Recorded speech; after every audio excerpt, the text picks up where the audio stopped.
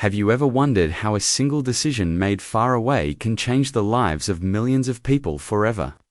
Today, I want to share with you a story, not just of war and politics, but of people, families, and a nation caught in a storm, much bigger than themselves. The story of Afghanistan and Russia begins with a pivotal chapter of Cold War history, the Soviet-Afghan War, from 1979 to 1989. The Soviet Union invaded Afghanistan in December 1979 to support the struggling communist government of Afghanistan, which was facing resistance from various anti-communist groups, known as the Mujahideen. The Soviet leadership feared the loss of Afghanistan to Western influence and Islamic insurgency, which could destabilize the region and weaken Soviet control over neighboring Central Asian territories. The war quickly turned into a brutal and bloody conflict. The Mujahideen fighters, backed by the United States, Pakistan, Saudi Arabia, and others, launched a fierce guerrilla war against the Soviet troops. They used Afghanistan's rugged mountains to their advantage, staging ambushes and attacks, making it nearly impossible for the Soviet forces to maintain control of the countryside. This war became known as the Soviet Union's Vietnam. Due to its high human cost and political repercussions, over 1 million Afghans died, and millions more were displaced as refugees to Pakistan and Iran. The Soviet Union lost around 15,000 soldiers, with tens of thousands wounded. The conflict also fueled the rise of radical Islamist movements. Many fighters who fought in Afghanistan later joined other jihadist causes, including Al-Qaeda, facing growing international pressure, military losses, and domestic opposition. The Soviet Union began withdrawing in 1988, completing it by February 1989. The withdrawal marked a humiliating defeat for the Soviets, hastening the collapse of the USSR just a few years later. Afghanistan, however, plunged into further chaos, leading to a civil war, the rise of the Taliban, and decades of instability that continue to affect the region even today. This war left deep scars on both Afghanistan and Russia and remains one of the most significant geopolitical events of the 20th century. In December 1979, the Soviet Union launched a large-scale military invasion of Afghanistan. The Soviet government claimed their goal was to support Afghanistan's communist leadership, which had been struggling to maintain control over the country. Earlier, Afghanistan had experienced a series of political upheavals. In 1978, a communist party took power in Afghanistan, aiming to modernize the country through radical reforms. However, many of these changes upset traditional Afghan society, especially in rural areas where conservative values were strong. The communist government's policies, including land reforms and restrictions on religion, sparked anger and resistance. Among many Afghans, armed opposition groups began to rise across the country, challenging the government's authority. The Afghan government struggled to put down these uprisings, and its leaders became increasingly divided. As the situation worsened, the Afghan leader requested military assistance from the Soviet Union. The Soviets saw Afghanistan as strategically important and feared losing influence there. They worried that instability in Afghanistan could spread to nearby countries, including parts of the Soviet Union itself, where many Muslims lived. They also feared that Western countries, especially the United States, might try to gain influence in Afghanistan if the communist government collapsed. The Soviet leadership decided to send thousands of troops into Afghanistan to prop up the government. Soviet forces quickly occupied the capital, Kabul, and replaced the Afghan leader with someone they believed would be more loyal and capable of maintaining control. However, this move did not bring peace. Instead, it triggered a fierce nationwide resistance, as many Afghans saw the Soviet troops as invaders. What began as an intervention to support a government turned into a major war, as Soviet soldiers became deeply entangled in the conflict and faced widespread opposition from Afghan fighters determined to push them out.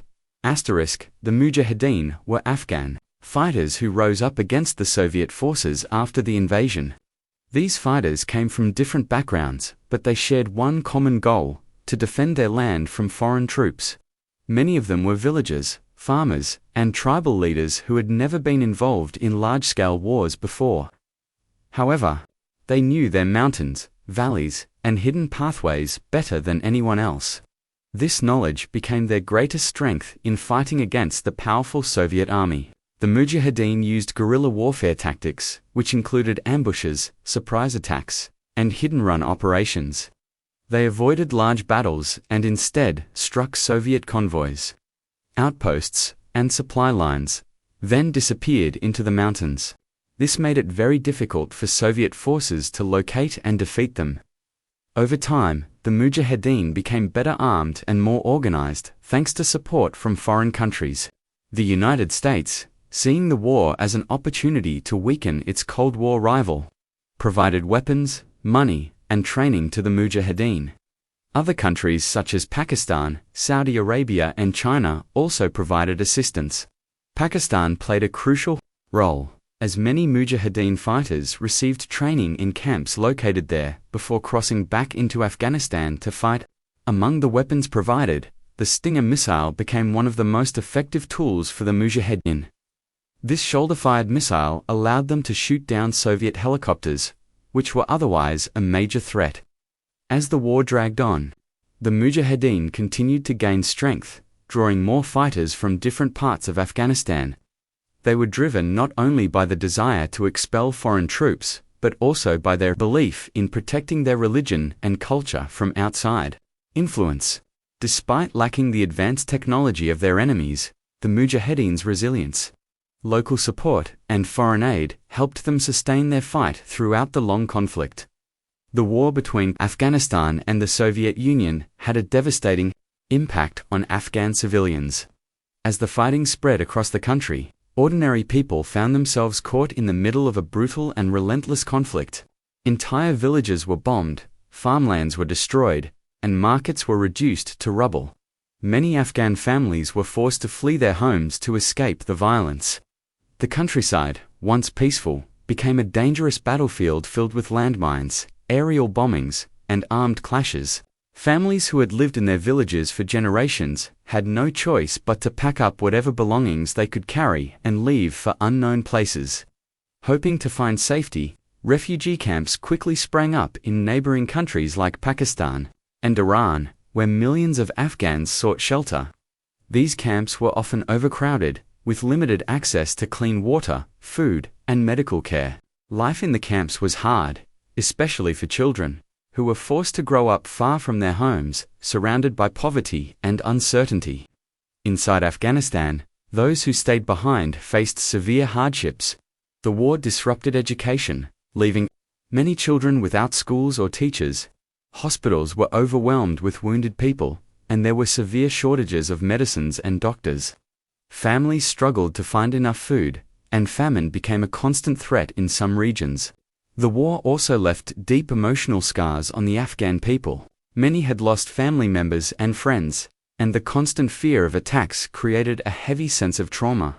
The destruction of homes, mosques, and cultural sites caused a painful loss of community and identity. For many Afghans, life was reduced to a daily struggle for survival. The suffering of civilians became one of the most tragic parts of the entire war, leaving long-lasting wounds that would take generations to heal. The war in Afghanistan quickly became an international conflict because many foreign countries got involved, each with its own interests. The United States was one of the main players, seeing the Soviet invasion as a threat to its influence during the Cold War. The US government believed that stopping the Soviet Union in Afghanistan would weaken its global power. So it began secretly sending money, weapons, and supplies to help the Afghan fighters, known as the Mujahideen. This effort became one of the largest covert operations in US history, led by the CIA. Pakistan played a key role in this process by acting as a middleman. Weapons and funds were sent through Pakistan, and training camps for Mujahideen fighters were set up along the Afghan border. Pakistani intelligence services helped organize and distribute the support, making Pakistan an essential partner in the operation. Saudi Arabia also contributed by matching American funding. providing financial aid and promoting religious motivations for the fight. China, despite being a communist country itself, also supported the Mujahideen because of its rivalry with the Soviet Union. These countries saw Afghanistan not just as a local conflict, but as a battlefield for larger global struggles. As more foreign assistance poured in, the Mujahideen became better equipped, receiving advanced weapons such as anti-aircraft missiles that could shoot down Soviet helicopters. These weapons changed the nature of the war, making it even more difficult for Soviet forces to operate safely in Afghanistan. The presence of so many outside nations also complicated the conflict, as different groups within the Mujahideen began competing for resources and influence. What had started as a fight for independence became tangled in the wider Cold War rivalry, with Afghanistan becoming the unfortunate stage for one of the biggest proxy wars of the 20th century, deeply affecting its future for decades. After nearly a decade of fierce fighting, the Soviet Union realized that the war in Afghanistan had become too costly to continue. The Soviet military suffered heavy losses, with thousands of soldiers killed and many more wounded. Their advanced tanks, helicopters, and weapons were no match for the determined Afghan fighters who knew the mountains and valleys well. The war had also become deeply unpopular within the Soviet Union itself. Families mourned the deaths of their loved ones, and many people questioned why their soldiers were fighting in a foreign land far from home. The financial burden of the war placed a huge strain on the Soviet economy, which was already struggling with internal problems. International pressure also began to mount against the Soviet Union. Many countries condemned the invasion and called for Soviet troops to leave Afghanistan. The United Nations passed resolutions demanding withdrawal, and the Soviet leadership faced growing diplomatic isolation. At the same time, new leaders in the Soviet Union began to recognize that continuing the war would only bring more suffering and political damage. In 1988, under leader Mikhail Gorbachev, the Soviet Union signed an agreement known as the Geneva Accords with Afghanistan, the United States, and Pakistan. This agreement laid out a plan for the Soviet withdrawal. Soon after, Soviet troops began pulling out in stages, leaving behind a war-torn and divided country. The last Soviet soldier left Afghanistan in February 1989. For the Soviet Union, the withdrawal was seen as a major defeat, often compared to the American withdrawal from Vietnam. It marked the end of their direct involvement in Afghanistan, but also left behind deep scars. The war had drained Soviet resources and weakened its influence, contributing to its collapse just a few years later, forever changing global politics and leaving Afghanistan in chaos. The long-term consequences of the war between Afghanistan and the Soviet Union were severe and far-reaching. After the Soviet troops left Afghanistan in 1989, the country did not find peace. Instead, it fell into a deep civil war. The Mujahideen, who had once fought together against the Soviet Union, now turned against each other. Different factions, many with their own foreign backers, began to fight for control of the country. The power struggle caused even more destruction, leaving Afghanistan without a stable government. Kabul, the capital city, became a battlefield once again, with warlords shelling the city and fighting for dominance. During this chaotic period, many innocent civilians continued to suffer, as fighting took place not only in the mountains but also in towns and villages. With no strong government in place, lawlessness spread, and many regions were ruled by armed militias and warlords. In the mid-1990s, a new group called the Taliban emerged from the southern part of Afghanistan. Promising to restore order, they quickly gained control over most of the country. The Taliban enforced strict laws and harsh punishments, claiming to bring peace, but their rule was marked by human rights abuses, especially against women and minorities. Meanwhile, many fighters who had gained experience during the Soviet war moved on to other conflicts or joined extremist groups. Among them was Osama bin Laden, who would later lead Al-Qaeda, responsible for major attacks around the world. The Soviet-Afghan War also left Afghanistan filled with landmines, damaged infrastructure, and a generation of people traumatized by violence. The war's aftermath shaped Afghanistan's future for decades, keeping it trapped in cycles of war and instability. The effects were also felt in neighboring countries and across the world, as terrorism and refugee crises became global challenges linked to the conflict's painful legacy. And so when we look back at the story of the Afghanistan and Russia war, we see far more than just battles and politics. We see a story of people, families, children, and communities caught in forces much bigger than themselves. What began as a fight for power turned into years of pain, suffering, and heartbreak for millions of innocent people. It was a war where outside countries fueled the flames, and where promises of peace were often broken. Even after the soldiers left and the guns quieted down, the scars remained, shaping the future of Afghanistan and the world in lasting ways. This story reminds us how deeply war affects human lives, and how important it is to seek understanding, compassion, and peace wherever we can, no matter how far away the conflict may seem.